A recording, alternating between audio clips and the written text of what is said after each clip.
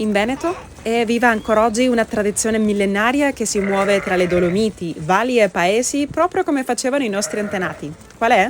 Ciao a tutti, sono Ernestina e benvenuti alla transumanza tra le montagne.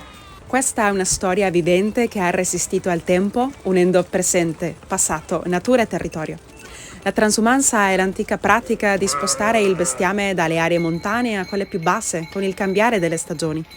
Diventa ancora più sorprendente quando i greggi attraversano paesaggi insoliti, come strade cittadine trafficate tra automobili e sguardi curiosi.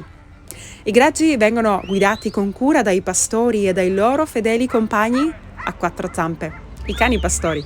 Questi straordinari animali sono veri alleati. Oggi per tanti giovani è una scelta di vita oltre un mestiere, un'alternativa al frenetico mondo moderno dove la natura diventa il tuo ufficio. Vita che richiede sacrifici, perché spesso i pastori